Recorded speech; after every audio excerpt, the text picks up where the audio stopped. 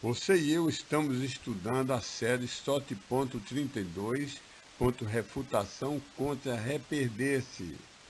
Ela está no canal youtube.com/c/ssttteo, na playlist criada Soteriologia 2. Que na verdade estão apenas vacilando, atrapalhados por falsas doutrinas. Isso não implica que verdadeiros salvos possam se perder depois precisando ser novamente salvos. Então agora vamos relembrar que de mais de 114 versos claros e explícitos, nós já provamos que, ao menos a nós, os verdadeiros crentes dessa dispensação de assembleias locais de convertidos gentios, Deus garantiu que, uma vez salvo, sempre preservado pelo poder e fidelidade de Deus, mesmo que na terra fraquejemos e sejamos disciplinados, e no céu percamos galardões. Agora então vamos refutar tentativas de objeções, tentativas dos que dizem que existe a reperdição. O crente pode ser salvo e voltar a ser perdido, depois ser salvo de novo, depois perdido de novo, salvo de novo, perdido de novo. E infeliz deles se morrer no momento que está na perdição. Então eles alegam, vamos estudar 104 versículos que eles alegam e refutar que a maioria deles é ridiculamente não aplicável. Mas 3 ou 4 precisamos de uma explicação melhor, e agora vamos ver que esses versos não têm valor para perda de salvação. São 2 Coríntios 11, 2 a 4, Gálatas 5, 4, Colossenses 2, 4 e 8 e 2, 18, 1 Tessalonicenses 3, 5, 1 Timóteo 1, de 6 a 7 e 19 e 20, 6, 20 a 21, 2 Timóteo 2, 18 e 2, 26. Bem, essas passagens todas estão realmente no grupo de capítulos da Bíblia, de Romano a Filemão e Apocalipse 1, 2 e 3 e parte de Apocalipse 22, que são capítulos endereçados realmente a igrejas de convertidos gentios. Mas é sempre muito fácil distinguirmos pelo contexto se essas passagens se referem ou não a salvos das nossas igrejas de gentios convertidos, e se explícita e claramente elas afirmam que eles podem perder a salvação ou não afirmam. Veremos que todas essas passagens desse estudo de agora se aplicam a salvos, mas nenhuma delas expressamente afirma que ele poderá perder sua salvação, e perceberemos que apenas, entre aspas, apenas são casos de crentes não maduros na fé, e que estão sendo influenciados por falsas doutrinas, não significando isso que perderão o que eles não podem perder, isso é a salvação, porque a salvação não está mais na mão deles.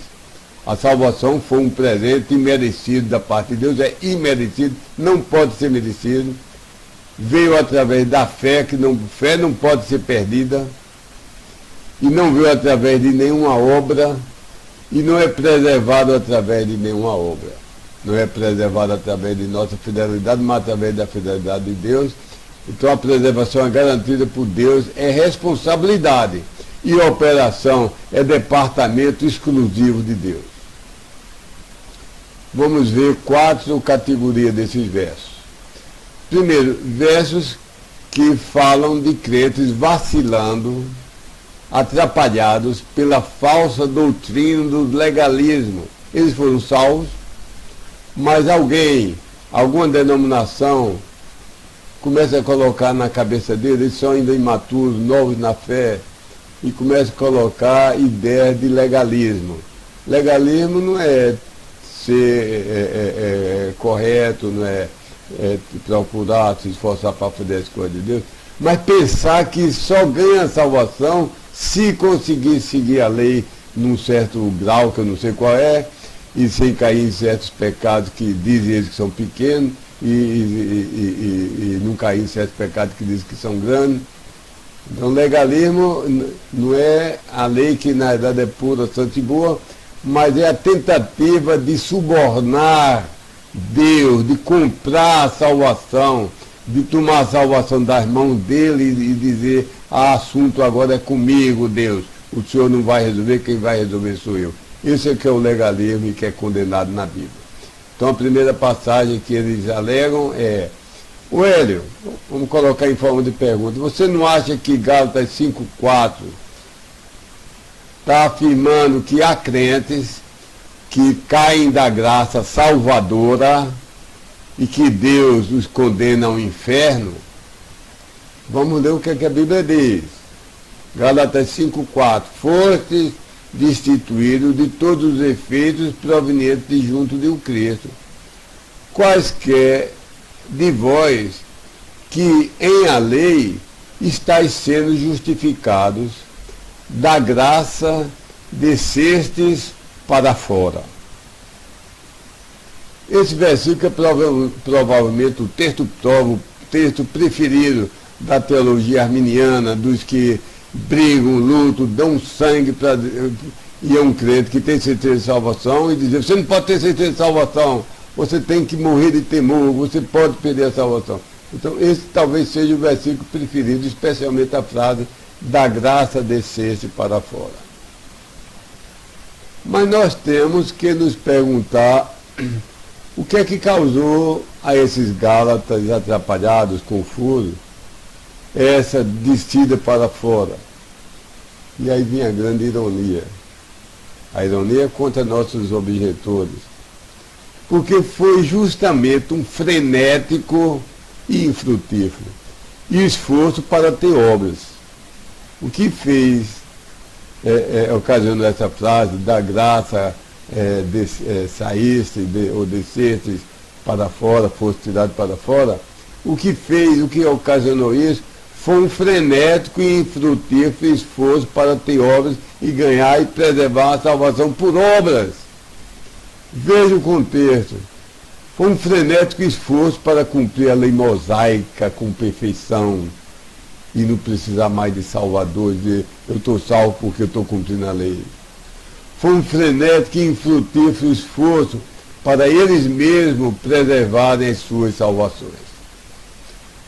Porventura o verso significa, diz claramente, com todas as letras, que alguém que de todo o seu corpo, alma, espírito e mente já se arrependeu do seu pecado, já o confessou, já creu, já foi convertido, creu em Cristo, em tudo que a Bíblia fala, creu em todas as palavras da Bíblia e prometeu: Deus, tudo que eu aprender que a Bíblia diz sobre o Cristo, eu vou crer.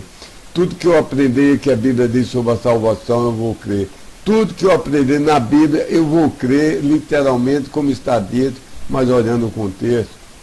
Alguém que já recebeu, alguém que se esforça, que deseja ao máximo, se esforça ao máximo para fazer o que é melhor, para realizar boas obras, mas sabe que nunca vai conseguir, sabe que nunca vai alcançar a perfeição. E significa esse verso que essa pessoa poderá perder a sua salvação? O verso diz isso? Não, de maneira nenhuma. Paulo culpa os Gálatas não por causa de seus pecados. Paulo os culpa não porque ainda não alcançaram a perfeição absoluta, que não consegue jamais pecar. Mas Paulo os culpa por causa de seus esforços para guardar a lei, inclusive a lei cerimonial, como se por isso pudessem eles ser salvos e preservados. Essa é a culpa dos Gálatas, tentarem subornar Deus, tomar a salvação a cargo deles. Portanto, descer para fora da graça, em Gálatas 5,4, é o ato de permitir que o legalismo da lei impeça alguém de gozar a plena liberdade do amor. Vou repetir. Portanto, descer para fora da graça, que é mencionado em Gálatas 5,4, não é nada mais nada menos do que permitir que o legalismo da lei impeça alguém de gozar a plena liberdade da graça de Deus, do amor de Deus. Sobre esse assunto, é possível que até mesmo o apóstolo Pedro, em Gálatas 2, 11 e 14, eu vou ler depois, e o apóstolo Tiago, em Atos 21, 18 a 26, desceram para fora da graça por algum pequeno tempo, mas não perderam a salvação nem nesse pequeno tempo, nem jamais, porque salvação é departamento, é responsabilidade, é assunto de Deus. Nós somos guardados e preservados por Deus, ainda que sejamos infiéis, Deus permanece fiel. Também alguns acham que em 1 Timóteo 1, 6, 7 nós temos um vislumbre disso, onde crentes da igreja de Éfeso, a igreja é tão boa, uma das melhores igrejas. Alguns acham que em 1 Timóteo 1, 6, 7 mostra alguns crentes que por algum tempo se atrapalharam com esse legalismo. Então vou ler alguns versículos que mostram que até apóstolos, por algum tempo, vacilaram em algum ponto referente ao legalismo. Vou ler só as palavras mais importantes. Gálatas 2, 11 e 14. Pedro, na sua cara lhe resisti, porque tendo sido culpado ele estava. Isso é, Paulo resistiu a Pedro, e Pedro pecou e acovardou-se e quis guardar o legalismo quando chegaram os judeus. Quando estava somente Pedro, Paulo e gentios convertidos, Pedro tinha toda a comunhão com os gentios convertidos. Quando chegaram os gentios em maior número, os judeus convertidos, Pedro afastou-se dos gentios convertidos, isso foi covardia e Paulo repreendeu severamente. Outra passagem, mais adiante, no verso 14 de Gálatas, de 11 a 14, disse eu a Pedro diante de todos, se tu, um judeu sendo, gentilicamente vives e não judaicamente, porque aos gentios obrigas tu a judaizarem. Então, Pedro pecou e foi repreendido, e o pecado dele foi fazer concessões a judaizantes. Judaizante é uma praga, não deve ser permitido na igreja, nem pessoalmente, nunca dê espaço a pessoas que dizem que você tem que guardar a lei, senão perde a salvação. E que se você guardar, você ganha. Você suborna a Deus, você não precisa mais de Deus. Gálatas 5, 4 não vou ler, Gálatas 2, de 11 a 14, vou ler só uma pequena parte, não, vou saltar, vou agora para, estou procurando aqui na Bíblia, vou para para Atos 21, e vou ler só o versículo 23, mas é melhor você ler o contexto todo. Faze tu, pois, o que te estamos dizendo. Há conosco, isso foi da última vez que Paulo foi a Jerusalém, e disseram para ele, faze tu, pois, o que te estamos dizendo. Há conosco 4 varões, um voto tendo sobre si próprios. Isso é coisa de judaísmo. E Paulo, que foi tão correto nesse episódio citado em Atos, ele devia ser correto agora, mas Paulo pecou, ele agora acovardou-se, transigiu, fez por menos. Porque ele foi aconselhado assim, faze tu o que te estamos dizendo, há conosco 4 varões, um voto tendo sobre si próprios, a estes, havendo tomado contigo, sê tu purificado juntamente com eles e fazes sobre eles os gastos a fim de que rapem a cabeça e para que saibam todos que daquilo que têm sido informados concernentes a ti nada há, mas que tu marchas ordenadamente, também tu mesmo, guardando a lei.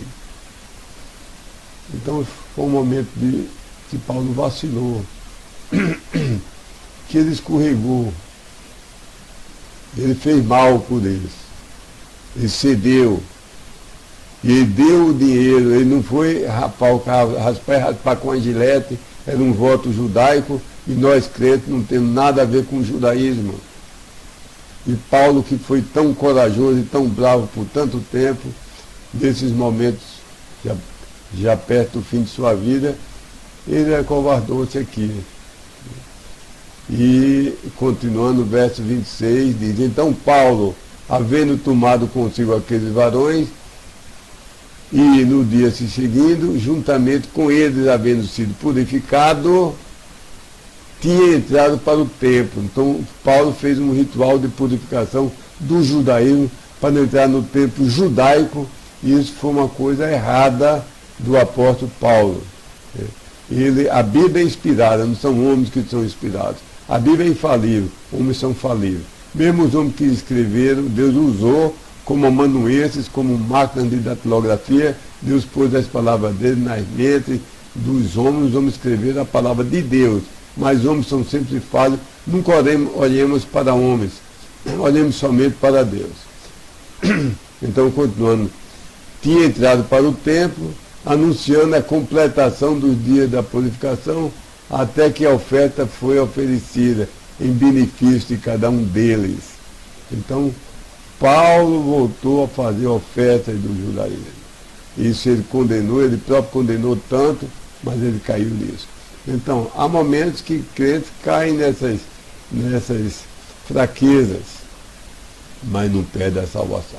A pergunta-chave: já vimos, em outras videoaulas, já vimos 114 versos em que Deus explicitamente, usando as palavras exatas, afirma que todo aquele que crê já tem a vida eterna. E pense na palavra eterna, é o que nunca se acaba, o que não pode ter fim, é imperecível, é imperdível, é incapaz de ser perdido, é incapaz de ser destruído, é incapaz de parar, permanece por os séculos dos séculos dos séculos. Amém.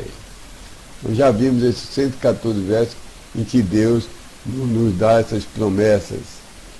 Agora, ó objetor, ó pessoa que tem prazer em ter temor, em ter pavor e tem raiva de quem tem certeza e segurança. Ó você, meu amigo, porventura, referindo-se a essa dispensação das assembleias locais, agora plenariamente estabelecidas, não somos igrejas em transição, porventura, referindo-se a essas igrejas constituídas majoritariamente de gentios convertidos, diz o seu verso que você alegou explicitamente que uma pessoa que creu biblicamente no Cristo da Bíblia foi salva, depois de algum modo perdeu a sua salvação e poderá terminar sendo lançado no inferno e futuramente no lago de fogo? Diz explicitamente? Não, de maneira nenhuma. Segundo conjunto de versículos alegado nessa aula de hoje pelos nossos objetores, se mostra crente, se refere a um crente vacilando, atrapalhado pela falsa doutrina da sabedoria e filosofia mundanas. É um salvo, confiou no Cristo bíblico, o Cristo da Bíblia, não no falso Cristo, confiou, pôs sua fé, se arrependeu dos seus pecados, o invocou, o recebeu, mas foi influenciado pelas coisas da universidade, pelas coisas da televisão, dos jornais, e está vacilando numa doutrina que é do mundo, é filosofia do mundo. Mas esse crente não perde a salvação. Então alguém me faria essa pergunta: ô Hélio, olha aqui, se Colossenses 2,8 não mostra um homem perdendo a salvação, porque diz assim: montai vigilante guarda, para que não acontecerá algum homem vos assaltando e levando como escravo, por meio de filosofias e vazios sutis de enganar, segundo a tradição dos homens, segundo o rudimento do mundo e não segundo o Cristo. Então ela aqui está dizendo que algumas pessoas podem ser tentadas e feitas escravas de filosofias e enganos da tradução humana, do rudimento do... Então, se a pessoa pode ser enganada por uma falsa ciência, por uma falsa filosofia, essa pessoa vai perder a salvação. Deus está dizendo, se ocorrer isso, vai perder a salvação? Minha resposta é, onde é que o verso diz isso? Se para ser salvo precisasse ser perfeito, o primeiro que não seria salvo seria eu. E ninguém, nem apóstolo Paulo, nem Pedro, nem João, nem Tiago, ninguém seria salvo, porque todos nós somos imperfeitos e infiéis e falhos e caímos e fraquejamos. Não queremos cair, fazemos tudo para não cair, mas caímos e fraquejamos. O verso não diz isso. E outro opositor poderá dizer, mas em 1 Timóteo 6, 20 a 21, também dá a ideia de que tem pessoa que faz desviar e Deus vai ficar com raiva e jogar no inferno. Por algum tempo ele vai se desviar do alvo, não vai estar no alvo perfeito e Deus vai jogar certo. Vamos ver o que a Bíblia diz. Ó Timóteo, 1 Timóteo 6, 20. Ó Timóteo, o depósito confiado ao teu cuidado, guarda-o, virando-te para fora dos profanos falatórios sem sentido e das oposições da ciência falsamente assim chamada, a qual alguns, professando-a, concernentes à fé, desviaram-se do alvo. A graça seja contigo, amém. Vou responder logo essa passagem depois. Onde é que diz aqui que a pessoa perdeu a salvação? Onde eu mostrei 114 versículos que Deus diz, a sua salvação é eterna. Ninguém lhe arrebatará da minha mão. Sua vida dura para sempre. 114 vezes Deus usa essas palavras, eterna, para sempre, ninguém tira da minha mão, eu preservo. E essa passagem está dizendo explicitamente que o salvo perde a salvação, o que é eterno deixa de ser eterno, vida provisória, e Deus fica com raiva e lança o que ele salvou, ele dessalva e lança no inferno? De maneira nenhuma. Aliás, acho que essa já é a segunda passagem desse conjunto. E nota agora respondendo as duas juntas. Nota, essa fé não se trata de fé pessoal, mas se trata de todo o corpo da verdade revelada. Compare com Colossenses 2, de idade, você perder a vista, não vê mal o sol, mas você não deixa de descrer, você vai ver que não existe sol. Depois de você ter visitado um país muito maravilhoso, muito distante, visto muita coisa bonita, e morou lá um ano e voltou, nunca mais você está dúvida, será que existe aquele país? A coisa que não volta atrás. Depois que você casou, você não. Será que eu casei? Depois que você teve filho, teve a alegria de ter filho, você vai ter dúvida. Eu acho que eu não tive filho, não. A coisa que não volta atrás. Depois da decisão de cada anjo seguir ou rebelar-se contra Deus, você já ouviu falar de um anjo santo ter a possibilidade de cair? Leia de Gênesis, o primeiro verso, até Apocalipse, o último verso. Há alguma coisa que insinue que um anjo santo tem a possibilidade por todas as eternidades das eternidades de jamais cair? Ou ao contrário, de um demônio ter a possibilidade de querer, de crer, de obedecer, de passar a ser, voltar a ser um anjo santo? Você já ouviu falar de na eternidade um homem no inferno crer e clamar por salvação? Viu isso na Bíblia? Não nos terreiros de espiritismo, mas na Bíblia. Ou então um homem no céu passar a descrer e anelar pelo pecado e anelar pelo inferno. A coisa que não volta atrás. Uma vez que ocorre, você nasce, você não volta atrás, não desnasce. Então, é uma nota que eu quis fazer e faço a mesma pergunta-chave acima. Em resumo, diz esse verso claramente, expressamente, de forma irrespondível, que um salvo da dispensação das igrejas pode voltar a ser perdido e ser lançado no inferno? Claro que não. Terceiro grupo de versículos se refere a crentes vacilando, atrapalhados, são fracos, imaturos e estão atrapalhados pela falsa doutrina de adoração aos anjos. Alguém dizer, olha, a Bíblia não diz que há a possibilidade de quem adorar anjos ser lançado no inferno. É um crente, pode ser um crente. Crente de verdade é. Mas se ele se atrapalhar e adorar anjo, não diz a Bíblia que ele vai ser lançado no inferno? Vamos ver o que a Bíblia diz. Colossenses 2,18. Ninguém a vós fraudulentamente roube o vosso prêmio. Ele está falando de premiação, galardões.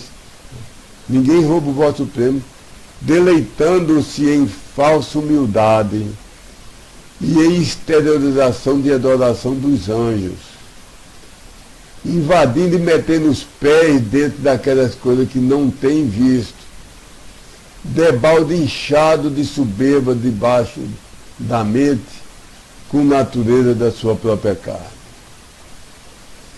Então aqui está falando do crente não perder seu galardão. Se é um crente que se mete em falsa doutrina, perde os galardões, Deus disciplina, pode vir doença, vir sofrimento na família, desemprego, morte, doença, pode morrer de uma forma que faz retinir os ouvidos da cidade, como aquele homem crente caiu naquela tolice, naquela fraqueza, mas ele não perde a salvação.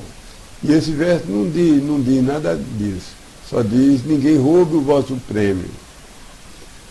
Faço a mesma pergunta-chave acima. Porventura esse verso diz claramente que um salvo de hoje das igrejas, de gentios convertidos, das igrejas já plenamente estabelecidas e não em transição, diz ela que um crente assim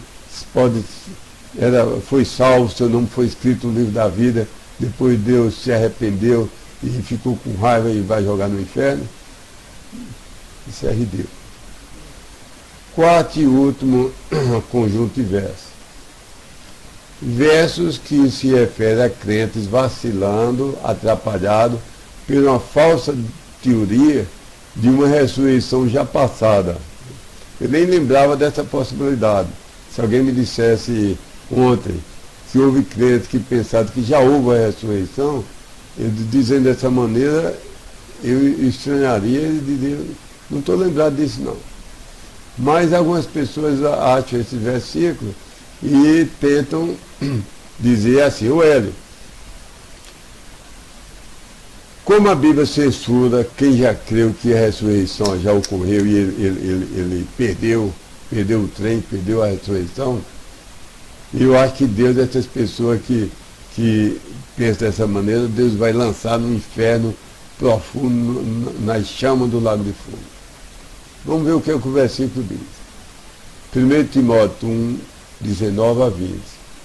Segurando a fé, isso aqui é fé pessoal, e a boa consciência, a qual alguns, havendo rejeitado, quanto à fé, fizeram naufrágio. Esse aqui, a fé, é com artigo definido, porque é um acraseado, significa para a fé.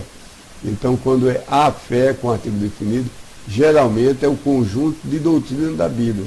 Então, esse versículo está dizendo, segurando a fé pessoal e a boa consciência pessoal, a qual, fé e consciência, alguns havendo rejeitado, quanto à fé, isso é, a doutrina, fizeram naufrágio, dos quais é Himeneu e é Alexandre, os quais entreguei a Satanás, a fim de que fossem instruídos por castigo para não blasfemarem.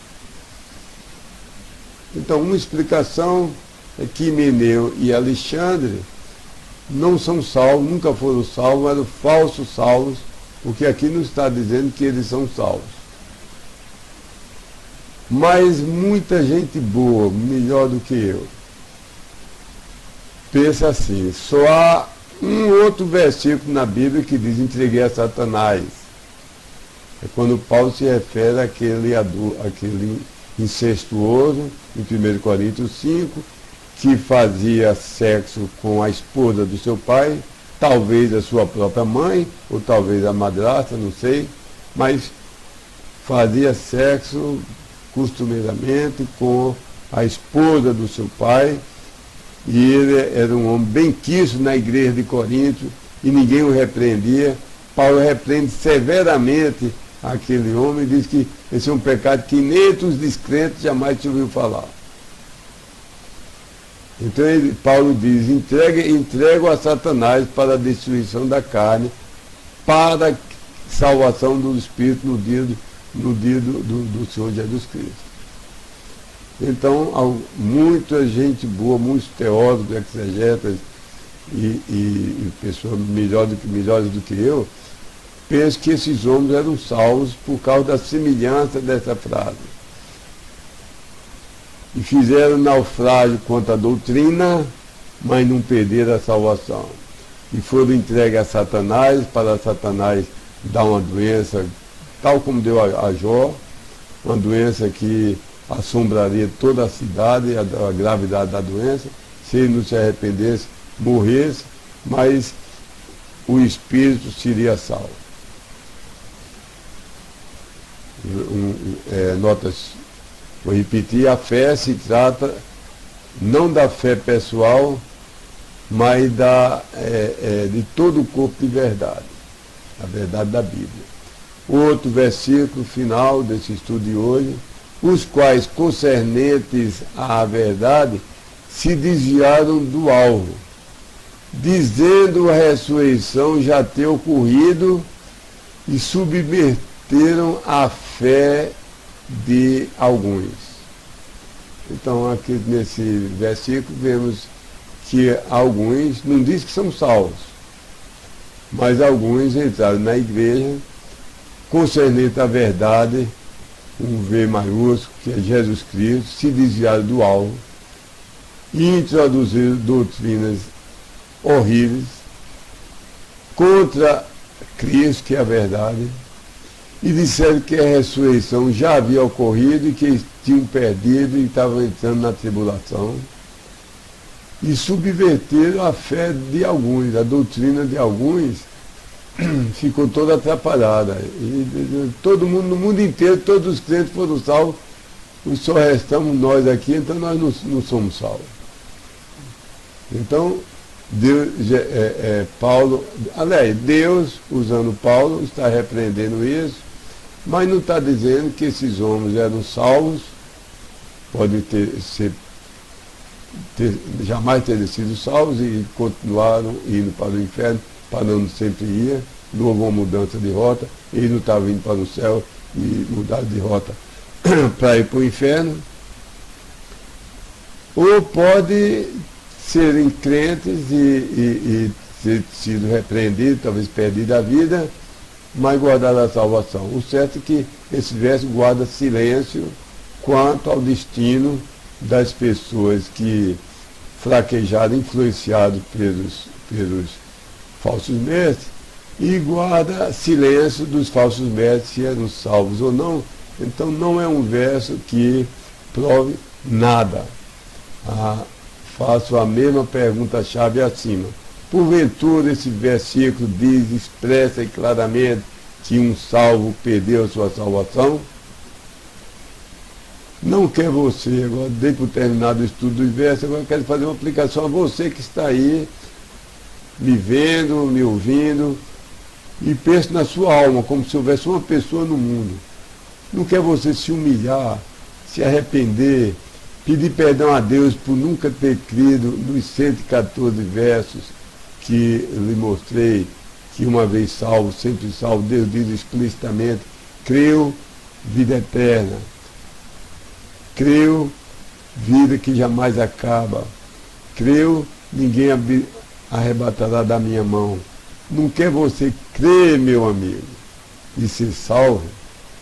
Depois, não quer você depositar sua fé em Cristo, de verdade, agora mesmo, e assinalar na sua mente, e anotar na sua Bíblia, que hoje foi o dia de sua salvação, porque você passou a crer nas promessas de Deus. Se você não crê em algumas promessas de Deus, você não crê em Deus. Deus lhe abençoe.